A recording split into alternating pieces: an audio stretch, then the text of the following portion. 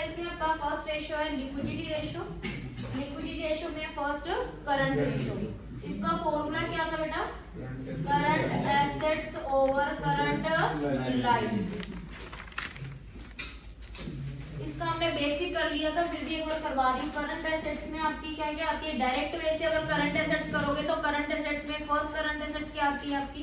Current investment.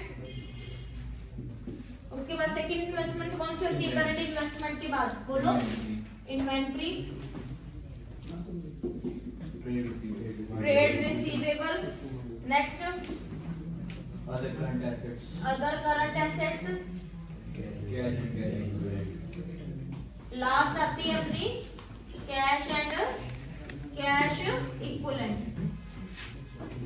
Current investment में आपकी कौन सी इन्वेस्टमेंट आती है बेटा? Marketable security. इन्वेंट्री कौन कौन सी होती है? Raw material, work in progress, finish goods. उसके अलावा दो और आती है, कौन सी? Loose tools and stores and spares. पर करंट एसेट्स की कैलकुलेशन में वो दो एसेट्स कंसीडर नहीं होती। कौन कौन सी? Loose tools and stores and spares, जो आपने इन्वेंट्री में, इसमें करंट एसेट्स में कंसीडर नहीं करनी जब आप कैलकुलेट कर रहे हो क्या? Current ratio. ट्रेड रिसीवेबल में आपके क्या आते हैं? डेटर्स एंड बिल रिसीवेबल, ठीक है। अदर करंट एसेट्स में क्या आएगी? पहले कैश एंड कैश इक्विवेलेंट देख लेते हैं। कैश एंड कैश इक्विवेलेंट में क्या आता है आपका? Cash in hand, cash at bank, cheque in hand वगैरह, ठीक है। जो किसी भी एसेट्स में नहीं आई वो एसेट्स किस, बाकी जो बच गई वो किस में आएगी? अदर करंट एसेट्स में। कौन कौन सी बच गई? प्रीपेड एक्सपेंसेस और अक्रूड इनकम, ठीक है। तो अदर करंट एसेट्स में आपकी क्या आएगी? Prepaid expenses and accrued income. ये तो आपकी करंट एसेट्स है। देन आपकी आती है करंट लायबिलिटीज। करंट लायबिलिटी में फर्स्ट करंट लायबिलिटी क्या आती है आपकी? Short term borrowings,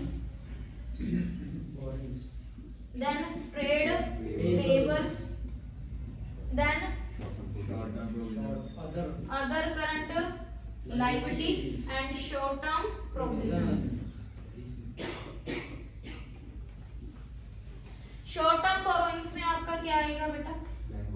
bank overdraft और कैश क्रेडिट, ठीक है। और अगर डिबेंचर की रिडम्पशन की डेट आ गई है, जैसे डिबेंचर है 5 इयर्स बाद रिडम्पशन होता है, पर अगर आपके रिडम्पशन इसी साल करना है, मतलब 4 ईयर, तो वो किस में रहेंगे? लॉन्ग टर्म बोरोइंग्स में। जो लास्ट ईयर है, लास्ट ईयर में वो किस में आ जाएंगे? शॉर्ट टर्म बोरोइंग्स में, ठीक है। रिडम्पशन की जिसकी ड्यू डेट आ गई रिडम्पशन की, तो वो किस में कंसीडर होंगे? शॉर्ट टर्म बोरोइंग्स में, ठीक है। ट्रेड पेबल में आपके क्या आते हैं? Creditors and bills payable. Other current liability एक बार स्किप कर देते हैं। शॉर्ट टर्म प्रोविजन, ये तो हमने कैश फ्लो में बहुत बार किया है। क्या क्या आता है इसमें? Provision for doubtful debts. हाँ जी, नेक्स्ट प्रोविजन फॉर टैक्स। ये दो। अब अदर करंट लायबिलिटी में क्या आएगा? इनके अलावा जो भी बच गया वो किस में जाएगा? अदर करंट लायबिलिटीज में। तो अदर करंट लायबिलिटी में क्या बच गया? Outstanding expense, unpaid dividend, income received in advance, income received in advance, ठीक है। ये आपकी डायरेक्ट वे से current assets and current liability है, ठीक है। डायरेक्ट वे में मतलब क्या होता है कि आपको पूछा है क्वेश्चन में कि करंट रेशियो बताओ। करंट रेशियो में आपको करंट एसेट डायरेक्ट वे में दी होगी, ये करंट एसेट्स है, आप उसमें से फाइंड आउट करो करंट एसेट्स, वो फिल कर दो। करंट लायबिलिटी जो गिवन है वो फाइंड आउट करो, उसको फिल करो, और आपका ये रेशियो आता है। डायरेक्ट वे से तो बिल्कुल सिंपल है कैलकुलेट करना। अब बात आती है इनडायरेक्ट वे से आप करंट रेशियो कैसे कैलकुलेट करोगे। ये तो बहुत इजी हो गया कि डायरेक्ट आपको गिवन है तो जस्ट उसको फिल करना और हो जाएगा। प्रॉब्लम कहाँ आती है? जहां पे आपको क्या करना है? इनडायरेक्ट वे से आपको करंट एसेट्स और करंट लायबिलिटी फाइंड आउट करनी है। तो उसके लिए तुम पहले ये देखो कि लायबिलिटीज होती है हमारी, लायबिलिटी में मेजर आपकी क्या लायबिलिटीज में आता है? एक तो आता है आपका शेयर होल्डर फंड, तीन मेजर लायबिलिटी होती है, share holder fund, second is non current liability, third is current liability, और इन तीनों का टोटल क्या हो गया, टोटल लायबिलिटी। तो total liability is equal to, एक फॉर्मूला बन गया इसमें, total liability is equal to share holder fund plus non current liability plus current liability. ठीक है, उसके बाद हम एसेट्स देखेंगे। एसेट्स में दो मेजर हेडिंग आती है, कौन सी, नॉन करंट एसेट्स, जिसका नेम आजकल चेंज हो गया। नॉन करंट एसेट्स में फिक्स एसेट्स की बजाय क्या लिखते हैं, property plant and fix assets में टेंजिबल की जगह पे क्या आता है, property plant and equipment, and third second is intangible, उसका मैं दोनों को बोल देती हूँ नॉन करंट एसेट्स। ठीक है, एक आएगा नॉन करंट इन्वेस्टमेंट और एक आपका आ गया करंट एसेट्स। ठीक है, अब तुम्हें क्या चाहिए, अब इन तीनों का टोटल क्या है, टोटल एसेट्स। तो यहाँ पे एक फॉर्मूला बन गया, total assets is equal to non current assets plus non current investment plus current assets.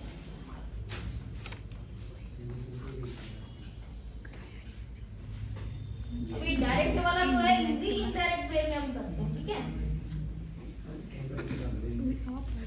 अब तुम्हें क्या है बेटा, देखो करंट एसेट्स चाहिए, तो करंट एसेट्स के लिए तुम्हारे क्या क्या फॉर्मूला यूज हो जाएंगे। अगर तुम्हें टोटल एसेट्स गिवन है, तो टोटल एसेट्स में तुम्हारे पास क्या है, करंट एसेट्स भी गिवन है कि नहीं है। तो टोटल एसेट्स में अब जितने मर्जी फॉर्मूला बना लो, ऐसे याद करने जितने मर्जी कर लो, पर तुम्हारे माइंड में ये पिक्चर होगी तो कोई फॉर्मूला याद करने की जरूरत नहीं।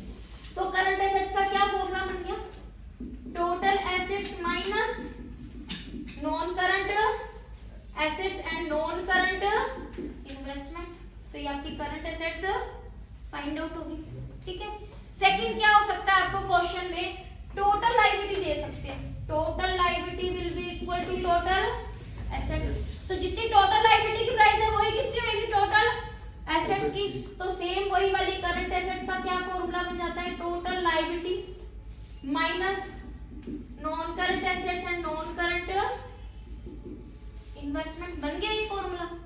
ठीक है, अब तुमने करंट लायबिलिटी फाइंड आउट करनी है, तो करंट लायबिलिटी किधर आ रही है, इधर। तो अगर तुम्हें टोटल लायबिलिटी गिवन है, तो टोटल लायबिलिटी में से क्या माइनस कर दोगे, share holder fund and non current liability, तो भी क्या आ जाएगा, करंट लायबिलिटी। अब यहाँ पे एक पॉइंट और सोचो, समझो इसको, इन दोनों के टोटल को बोलते हैं कैपिटल एम्प्लॉयड,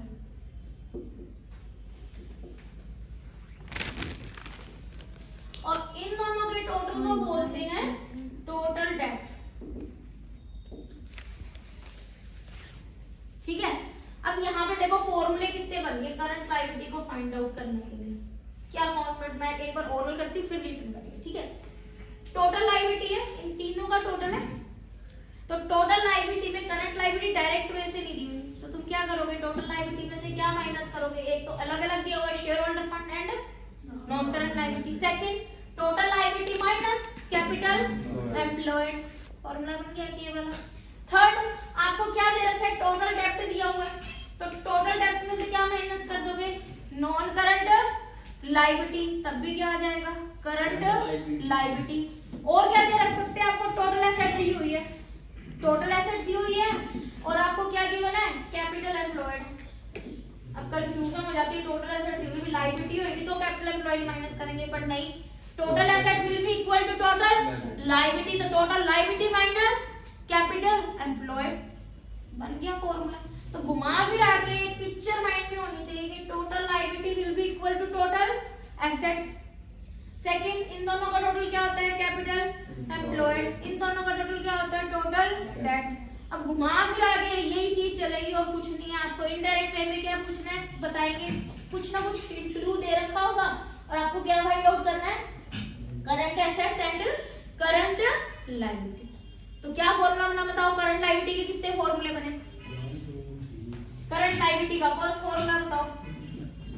एक तो टोटल लायबिलिटी दे रखी होगी, तो total liability minus share holder fund minus non current liability, और बताओ करंट लायबिलिटी का क्या फॉर्मूला बना, टोटल लायबिलिटी ना दे रखी हो, टोटल एसेट्स दे रखी है तो भी minus share holder fund minus non current liability. और क्या बना करंट लायबिलिटी का formula, total assets minus capital employed.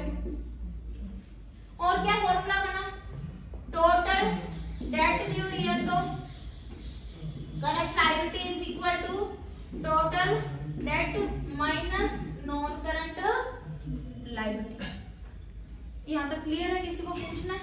ऐसे जितने मर्जी फॉर्मूलास बना लो, पर बेसिक इज कि आपको अगर ये पिक्चर क्लियर है तो जो मर्जी घुमा के आ जाए चीज आपको कंफ्यूजन नहीं हो।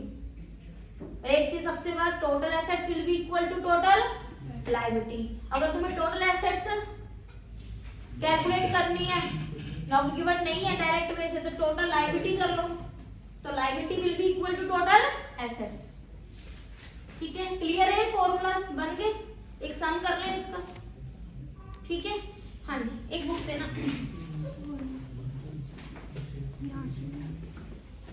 ठीक है, ये वाला सम में देखो टोटल एसेट्स है 20 लाख, फिक्स्ड टेंजिबल एसेट्स है 10 lakh, share holder fund 12 lakh 80,000, non current liability 5 lakh 20,000, non current investment है 6 लाख। और आपसे क्वेश्चन में पूछा है करंट रेशियो। करंट रेशियो का फॉर्मूला क्या है, current assets over current liability. अब यहाँ डायरेक्ट वे से ना तो करंट एसेट्स है ना ही करंट लायबिलिटी है, नहीं है ना। तो करंट एसेट्स में अगर हमारे पास टोटल एसेट्स है then we can find the current assets. Total assets में अगर हम क्या है, ये टोटल एसेट्स अगर गिवन है, total assets means the total of non current assets, non current investment and current assets.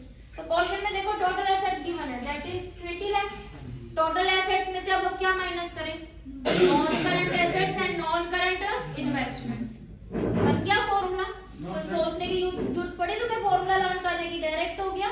तो टोटल एसेट्स में से क्या माइनस करना है हमने, non current assets and non current investment. तो क्या बच जाएगा, करंट एसेट्स। ठीक है, तो यहाँ पे देखो नॉन करंट इन्वेस्टमेंट तो ये रही, नॉन करंट एसेट्स में फिक्स टेंजिबल है, आपकी इंटेंजिबल नहीं है, तो ठीक है टेंजिबल है तो टेंजिबल ले लेंगे। तो क्या फॉर्मूला बना, करंट एसेट्स का लिखना है तो लिख लो, वैसे इजी है, total assets minus non current assets minus, मैंने शॉर्टकट में लिखा है ढंग से कर लेना, नॉन करंट इन्वेस्टमेंट। एग्जाम में प्रॉपर्ली करके आना। टोटल एसेट्स है हाँ जी 20 लाख, नॉन करंट एसेट्स हमारे पास कितनी है 10 lakh, and non current investment कितनी है बेटा 6 लाख। कितना बच गया हमारे पास 4। ठीक है, ये समझ आ गया? तो करंट एसेट्स की वैल्यू कितनी है 4 लाख। अब क्या बारी आती है करंट लायबिलिटीज की। करंट लायबिलिटी भी डायरेक्ट नहीं दी हुई, टोटल लायबिलिटी होगी, तो टोटल लायबिलिटी में से क्या माइनस कर देंगे, share holder fund and non current liability. अब टोटल लायबिलिटी भी नहीं है, तो टोटल एसेट्स की बना ना, तो वही है total assets will be equal to total liability. Clear है?